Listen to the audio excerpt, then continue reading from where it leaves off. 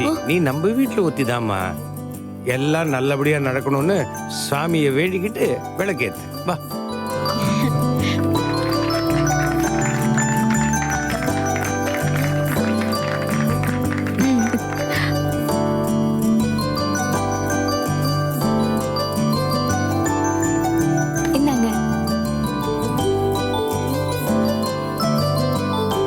கடவுளே, இந்த கடையில மட்டும் இல்ல, இவங்க வீட்லயும் நான் விலைக்கேத்தணும்.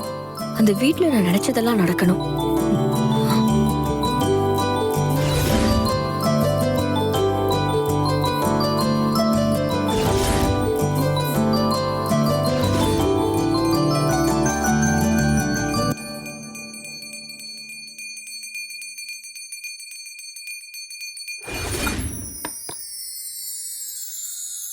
வாடா. All the best, my blessings.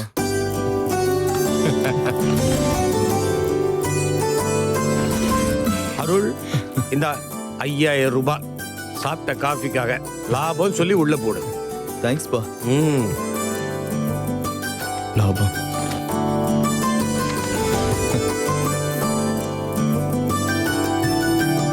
அப்பா, முதல் காஃபி உங்களுக்கு தான். தேங்க்யூடா. வாசனையே தூக்குதுடா. இருக்காதா? இந்த குவாலிட்டி மட்டும் மெயின்டைன் பண்ணிட்டு 100% ஜெயிச்சிருவா. தேங்க்ஸ் பா. ஆமா, காஃபி ஷாப் வைக்கிறதுக்கு காசு எப்படி ரெடி பண்ண? நானே கேட்கணும்னு நினைச்சேன். ஒரு 5-6 லட்சம் ரூபாய் செலவாயிருக்குமே, எப்படி மேனேஜ் பண்ண? சமாளி. என்னடா அப்படி முழிக்கிற? ஏண்டா அவசரப்பட்டு வாங்க கூடாதவங்க கிட்ட கடன் வாங்கிட்டியா? பார்த்தா நீ தான் அவங்க கூடயே சுத்திட்டு இருந்த. அவன் என்ன பண்ணான்னு உனக்கு தான் தெரியும். மரியாதையா உண்மையை சொல்லிடு. அது வந்துன்னா தம்பி லோன் போட்டு தான் பணத்தை வாங்கினான்.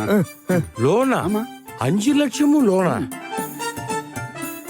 இவனை நம்பி 5 லட்சம் யாரா கொடுத்தா? அது வந்து யாரையும் நம்பி இல்லைன்னா தம்பியோட கிட். தம்பியோட அது வந்துன்னா டேய், அவன் ஏதோ சொல்ல வர, நீயே சொல்ல வேணான்ற. சொல்ற.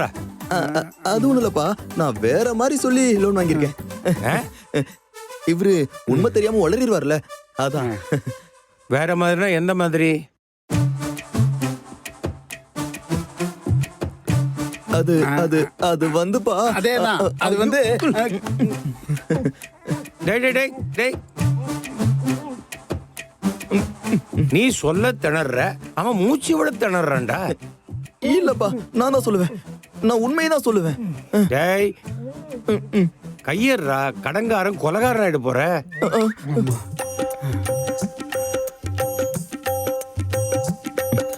அது வந்துப்பா, நான் இப்ப இத சின்ன கடையை ஆரம்பிச்சிருக்கலாம். ஆனா ஒரு ப்ராஜெக்டா பண்ணி இன்டர்நேஷனல் லெவல்ல பெரிய பிராண்ட் ஆக்கி காட்டுவேன்னு கான்பிடண்டா சொன்னேன். அவங்களும் அதை நம்பி லோன் கொடுத்துட்டாங்க. அப்படியா?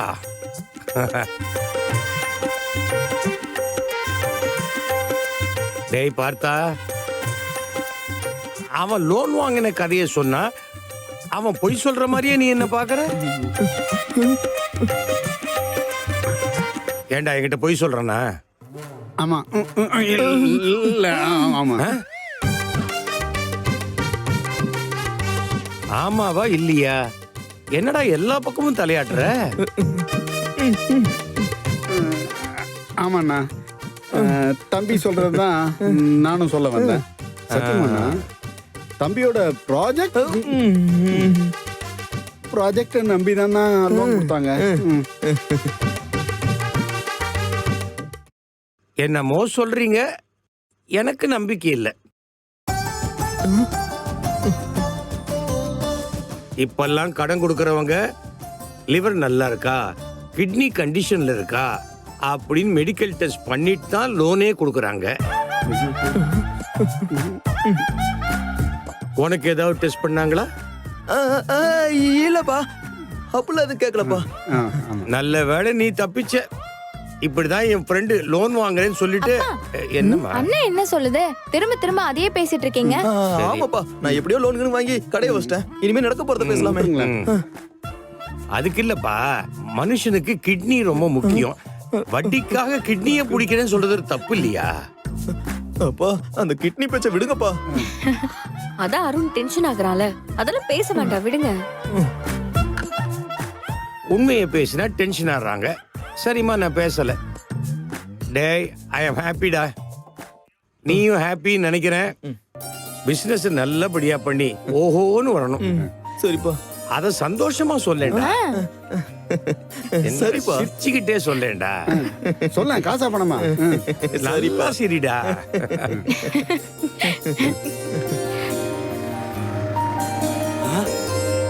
அருள், அப்பா சொல்ற மாதிரி கலகலகலன்னு சிரி, சரியா?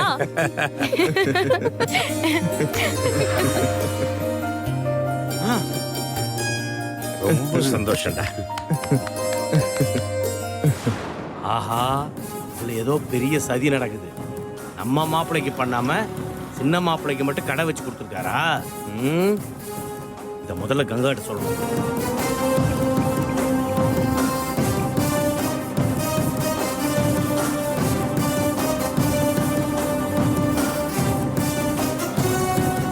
ஏம்மா கங்கா, நீ சொன்னது உண்மைதாம்மா. உன் மாமனாரு சின்ன பையனுக்கு பிரம்மாண்டமா செலவு பண்ணி பெரிய கடையை வச்சு கொடுத்துருக்காரு. எல்லாரும் கும்மாளம் போட்டுட்டு இருக்காங்க. உன்னையும் உன் புருஷனையும் இப்படி நல்லா ஏமாத்திட்டாரம்மா.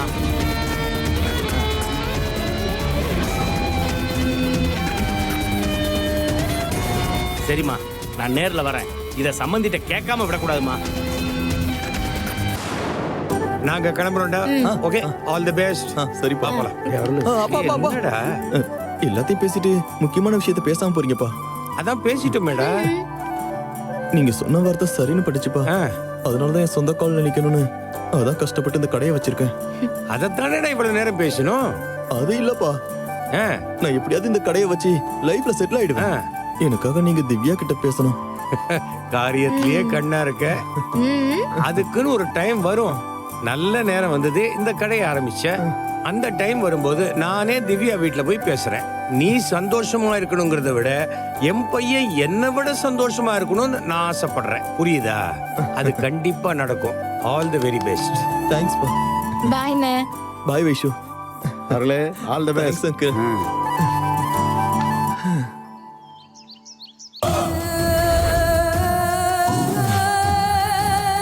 மாப்பிள, இந்த காலத்துல கோமாளியா கூட இருக்கலாம், ஆனா எந்த காரணத்தை கொண்டும் ஏமாளியா இருக்கவே கூடாது. உங்க தம்பிய பாத்தீங்கல்ல, எவ்வளோ விவரமா இருக்காரு.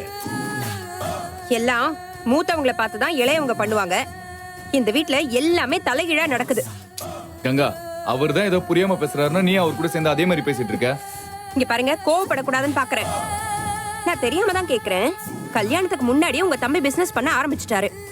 ஆனா உங்களுக்கு கல்யாணம் ஆகி 8 வருஷம் ஆகுது. நீங்க என்ன பண்ணிட்டு இருக்கீங்க? அதாம்மா, வீடு வீடா போய் வாஷிங் மிஷினை ரிப்பேர் பண்ணி துணியும் துவைச்சு போட்டுல வராரு. மாமா, என் வேலையை பத்தி மட்டும் தப்பா பேசாதீங்க. ரோசா வருதா மாப்பிள? எனக்கு இதே ரோசம் தான் மாப்பிள வருது. உங்க தம்பி மெயின் ரோட்ல கடையை போட்டு ஜம்முன்னு முதலாளி மாதிரி உட்கார்ந்துருக்காரு. ஆனா என் பொண்ணோட புருஷன் நீங்க அடுத்தவங்கிட்ட கை கட்டி வேலை பாக்குறீங்களே, எனக்கும் கோபமும் ரோசமும் வருது மாப்பிள. மாமா, அவன் ரிஸ்க் எடுத்து கடன் வாங்கி அந்த கடையை வச்சிருக்கான். என்னையும் அந்த மாதிரி கடன் வாங்க சொல்றீங்களா? கடன் வாங்கினாரா? யாரு? உங்க தம்பியா? அப்படின்னு உங்க தம்பி சொன்னாரா? அட போங்க மாப்பிள. அத நீங்க வேணா நம்புவீங்க, நானெல்லாம் நம்ப மாட்டேன். என்ன மாப்பிள, இவ்வளவு வெள்ளந்தியா இருக்கீங்களே? மாப்பிள, இது எல்லாமே உங்க அப்பாவோட பணம். அவரு ஒரு கண்ணுக்கு வெண்ணையும் இன்னொரு கண்ணுக்கு சுண்ணாம்பையும் தடவுறாரு. அது உங்களுக்கு புரிய மாட்டேங்குது.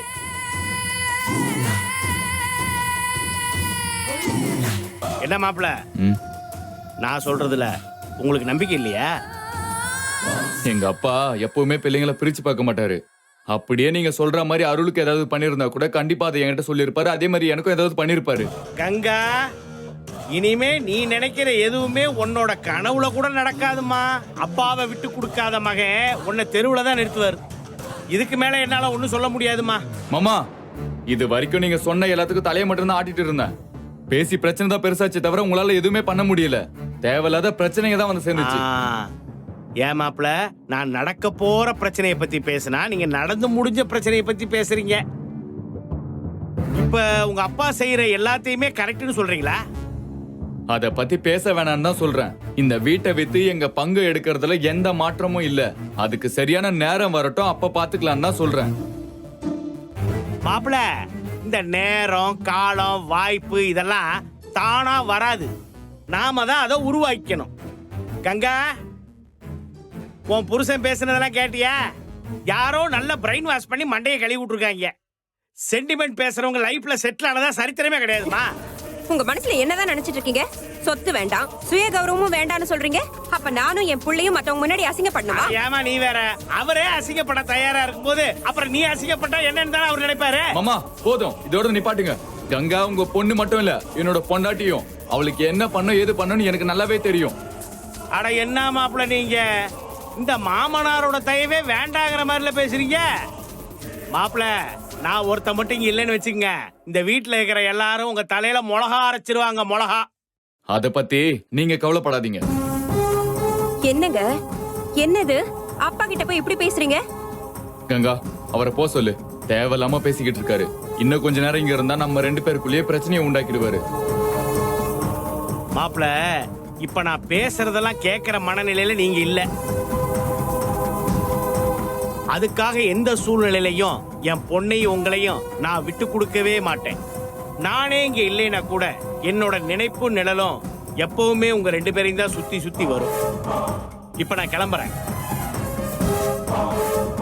கங்கா, மாப்பிள்ள அப்பாவை இப்படி பேசிட்டாரன்னு நீ ஒண்ணு வருத்தப்படாத. குஞ்சு மிதிச்சு கோழிக்கு எந்த சேதாரமும் ஆகாது. அது மாதிரிதான் என் மாப்பிள்ள பேசின எதுவுமே இந்த மாமனாரை பாதிக்காது.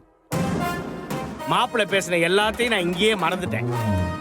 மாப்பிள்ள பேசினதை மட்டும் வரேன்.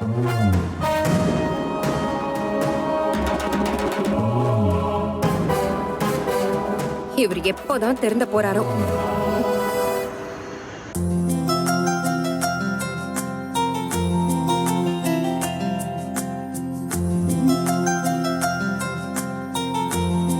டேய் பார்த்தா, அந்த பொண்ணை எப்படியாவது கன்வின்ஸ் பண்றதுக்காக ஆன் த ஸ்பாட்ல நான் என்ன டயலாக் வேணா பேசுவேன்.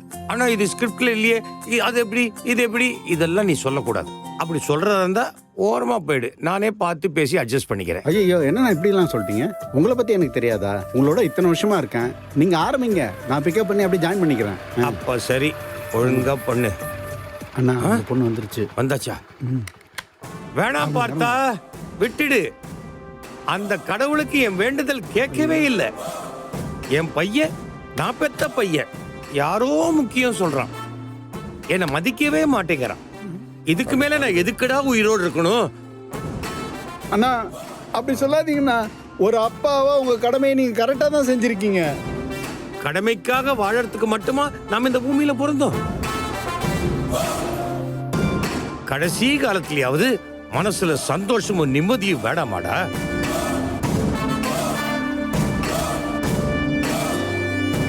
என்னடா பதில் பேச மாட்டேங்கிற?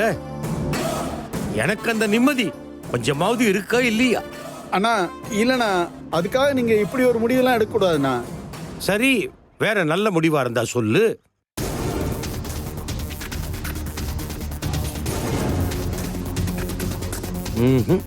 இல்ல, உன் கையில எதுவுமே இல்ல. அப்புறம் என் முடிவை எங்கிட்ட விட்டுரு, நான் பாத்துக்கிறேன். ஐயோ அண்ணா, அண்ணா, தப்பான முடிவு எடுக்காதீங்கண்ணா. இல்லைண்ணா, தப்பான முடிவு எடுக்காதீங்கண்ணா, ப்ளீஸ். நீங்க 2 பேரும் பேசிட்டு இருந்தது என் காதுல தற்செயலா விழுந்துச்சு. தற்செயலா கேட்டியாமா? பாத்தியா, தற்செயலா கேட்டிருக்கா இந்த பொண்ணு. பப்ளிக்ல வச்சு என்ன அசிங்கப்படுத்திட்டேல்ல நீ. சாரி, நான் என்ன மன்னிச்சிருண்ணா. சார், ஏன் எதுக்கு எடுத்தாலும் இவ்ளோ எமோஷன் ஆகுறீங்க? என்னதான் பிரச்சனை உங்களுக்கு? அது எப்படிமா நான் என் வாயால சொல்லுவேன்? ஏன் வாயால சொல்றேன்னா, இவர் பையன் இருக்கானே. ஏய், என்னோட கதையை நீ எப்படிடா சொல்ல முடியும்? நான் தான் சொல்லுவேன். இல்லண்ணா, உங்களால சொல்ல முடியாத நிலைமையில இருக்கீங்க, அதனால நானே சொல்றேன். இல்லடா, தூக்கத்துல தட்டி எழுப்பி கேட்டா கூட என்னோட குடும்ப கதையை நான் தான் சொல்ல முடியும். நீ சும்மா இரு. ஓகேண்ணா. மாடி, நானே சொல்றேன்பா. நான் ஆசையா பெத்து வளர்த்து மார்லியும் தோல்லையும் போட்டு வளர்த்த என்னுடைய பையன் இப்ப என் பேச்சு கேட்க மாட்டேங்கிறப்பா. அது அவனோட தப்பு இல்லம்மா. இந்த அப்பா மேல உசுரையே வச்சிருந்த அவன் அந்த உசுரை எடுத்து இன்னொரு பொண்ணு மேல வச்சிட்டாப்பா. ஆனா அந்த பொண்ணு அவங்க அம்மா பேச்சை கேட்டுக்கிட்டு பணக்கார பையனை தான் கட்டிப்பேன்னு இவனை வேணான்ட்டாம்பா. இவனும் அவளுக்காக நல்ல நிலைமைக்கு வர உழைச்சு உழைச்சு நல்ல நிலைமைக்கு வந்துட்டான். நினைச்சதையும் சாதிச்சிட்டான்பா. ஆனா அந்த பொண்ணு மனசுல தான் இடம் பிடிக்க முடியல. அதனால அவன் வாழ்க்கையே வெறுத்துட்டாமா. ஓவர் ஃபீலிங்ஸ்ல போயிட்டான். அவனை சந்தோஷமா வாழ வைக்காத இந்த அப்ப எனக்கு எதுக்குமா இந்த வாழ்க்கை, அதான் இந்த முடிவுக்கு வந்துட்டேன். அங்கிள் என்ன பேசுறீங்க நீங்க? நீங்களும் சரி உங்க பையனும் சரி 2 பேருமே பைத்தியக்காரத்தனமான ஒரு முடிவு எடுத்திருக்கீங்க. சேம் பிளட்மா, அப்படித்தானே புத்தி வேலை செய்யும். உயிருக்கு உயிரா காதலிக்கிற உங்க பையனையும் பையனுக்காக என்ன வேணாலும் செய்ய தயாரா இருக்க உங்களையும் அந்த பொண்ணு சரியா புரிஞ்சுக்கல.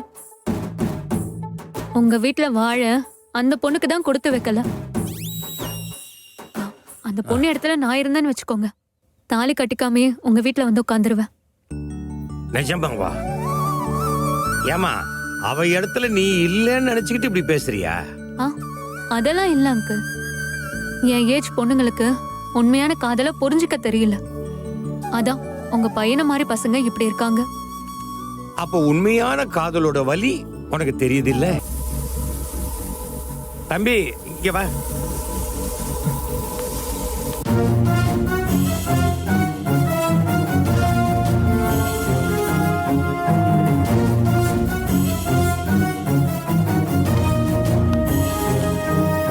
இவன் அருள் என்னோட பையன்.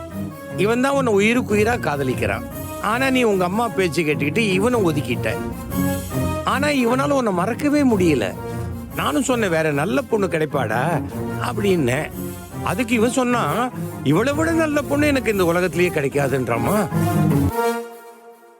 உங்ககிட்ட சொன்ன வாக்க காப்பாத்தணுங்கிறதுக்காக இப்போ ஒரு காஃபி ஷாப்பை சொந்தமா வச்சுட்டான். கிட்டத்தட்ட மாசம் 50,000 ரூபாய் சம்பாதிக்கிறாமா. யாருக்காகவோ பறிஞ்சு பேசுற நீ இவனுக்கு என்ன சொல்ல போற? என்னம்மா அமைதியாயிட்ட? அங்கிள் நானும் அருளை உண்மையாதான் லவ் பண்ணேன். ஆனா எங்க வீட்ல ஒத்துக்க மாட்டேங்கிறாங்க. பெத்தவங்கள மீறி எப்படி அங்கிள்? இத பாருமா, நானும் ஒரு பொண்ணை பெத்தவன் தான். உன்னை பெத்து வளர்த்தவங்களை மீறி என் பையனோட ஓடி வந்துட்டு நான் சொல்ல மாட்டேன். எனக்கு தெரிய வேண்டியது நீ இவனை லவ் பண்றியா இல்லையான் தான்.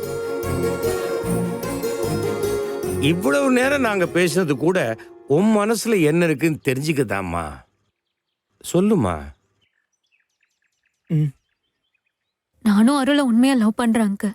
எனக்கு இவனை ரொம்ப பிடிக்கும். இப்ப இப்படி சொல்லிட்டு அப்புறம் உங்க அம்மா மாதிரி மாத்தி பேச மாட்டியே? இல்ல அங்கிள், மாத்தி பேச மாட்டேன். இது போதுமா. இனிமே உங்க அப்பா அம்மாட்ட பேசி உங்க கல்யாணத்தை நான் நல்லபடியா நடத்தி வைக்கிறேன். என்னடா அருள், சந்தோஷம் தானே? இதுக்கு தானே துடிச்சுக்கிட்டு இருந்த. சரிம்மா, நீ கிளம்புமா. சாமி கும்பிட்டு வீட்டுக்கு போ. வரேன். அப்புறம் நீ அவ பின்னாடியே மணி அடிச்சுட்டு போ. அப்புறம் அப்பப்போ காஃபி ஷாப்புக்கும் போடா. சரிப்பா. அதான் முக்கியம். போ. என்னவோ ஏன்னா அடுத்து என்னன்னா பண்ண போறோம்? நாம என்னடா பண்றோம்? எல்லாம் அந்த ஆத்தா பண்றாடா. ஆத்தா கெட்டிக்காரனா, செம பிரில்லியன்ட், ஆ. ரொம்ப சின்சியர். நீ யார பத்தி சொல்ற? நம்ம அருளை பத்தி தான். அருளா? நான் கூட என்னமோ ஏதோ நினைச்சிட்டேனா அவனை பத்தி. சின்ன பையன் ஆர்வ கோளாறுல கடனை வாங்கி கடையை வச்சுட்டானேன்னு நினைச்சேன். ஆனா நினைச்சது சாதிச்சிட்டானா. ஏய், எதுக்குடா இவ்வளவு பெரிய பில்டப்? அருள் உங்ககிட்ட என்ன சொன்னான்? அது அவனா எதுவும் என்கிட்ட சொல்லலண்ணா. டேய் டேய், எங்கிட்டயே அவன் தைரியமா பேசுவான், உங்ககிட்ட பேச மாட்டானா? அவன் என்ன சொன்னான்? கக்குடா. கக்குன்னா வாந்தியா? விஷயத்த சொல்றான். அது ஒண்ணும் இல்லைண்ணா, அந்த பொண்ணோட வீட்டுல போய் அருள் உங்களை பேச சொல்றானா. ஏன்னா அவன் சொல்றானேன்னு நாம அவசரப்பட்டு போக முடியுமாடா? டேய், இப்பதான்டா கடை ஆரம்பிச்சிருக்கான். அது டெவலப் ஆகட்டும், ஒரு 10 பேர் 100 பேருக்கு தெரியட்டும், அப்ப போய் கேட்கலாம்டா. இல்லைண்ணா, அந்த பொண்ணுக்கு வேற இடத்துல மாப்பிள்ளை பார்த்துருவாங்களோன்னு அருள் பயப்படுறானா. இதோ பாருங்கண்ணா, இந்த விஷயத்துல உங்க பேச்சை மீறி அருள் எதுவும் செய்ய மாட்டான்னு எனக்கு நல்லா தெரியும். நான் சொல்றேனே தப்பா எடுத்துக்காதீங்க. ஒரு அப்பாவா நீங்க அவனுக்கு பண்ண வேண்டிய கடமையை பண்ணித்தானே ஆகணும். அதனால நாச்சியா வீட்டுக்கு பொண்ணு கேட்டு போறது நல்லதுதான் நான் சொல்றேன். டேய், முதல்ல அவன் பொறுப்பா ஆரம்பிச்ச கடையை நல்லா நடத்தட்டும், கடனை அடக்கிட்டோம்டா, அதுக்கப்புறம் போய் பொண்ணு கேட்போமே. டேய், முதல்ல அருள் ஒரு பொறுப்பான மனுஷனா மாறட்டும், அதுக்கப்புறம் நான் ஒரு பொறுப்பான தந்தையாக இருக்கிறேன். ஓகேயா? அண்ணா அந்த அம்மா அதுக்கெல்லாம் ஒத்துக்கணுமேண்ணா. அதை நினைச்சுதானடா நான் கொஞ்ச நாள் அமைதியா இருக்கேன். எனக்கு என்னமோ அருளோட நீ தான் இந்த கல்யாணத்துல ரொம்ப அவசரப்படுறியோன்னு தோணல. இல்லைண்ணா அப்படி இல்லை. அந்த நாச்சியா இருக்காங்கல்ல, ஆ. அவங்கள பார்த்து உங்க பாணியில நீங்க பேசினா கல்யாணத்துக்கு நீங்க சம்மதம் தெரிவிச்சிட்டீங்க அப்படின்னு அவங்க நினைச்சுப்பாங்கல்ல. இப்ப நீ என்ன சொல்ல வர? நான் அவங்க வீட்டுக்கு போய் பேசணும், அப்பதான் அருளுக்கு நம்பிக்கை வரும்ன்ற. அருளுக்கு மட்டும் இல்லைன்னா அந்த பொண்ணு திவ்யா இருக்குல்ல, அதுக்கும் நம்ம மேல நம்பிக்கை வரும். ஓ. அப்புறம் யார் எக்கேடு கிட்ட போனாலும் போட்டோம்னு எல்லாத்தையும் தூக்கி போட்டு நேரம் நம்ம வீட்டுக்கு வந்துரும்ல. ஏய், காதலிச்சவங்களெல்லாம் நான் ஒன்னும் சேர்க்கிறேன்னு சொல்லவே இல்லையே. பெத்தவங்க சம்மதத்தோட காதலிக்கிறாங்களே அவங்களத்தான் நான் சேர்த்து வைக்கிறேன்னு சொன்னேன். அதான் என் பாலிசி. ஆமாண்ணா, அதுக்கான ஆரம்பம் தான் நாம இப்ப அவங்க வீட்டுல போய் பேச போறது. நல்லது நடக்கும்ன்ற நம்பிக்கையோட போய் பேசுவோம்ண்ணா.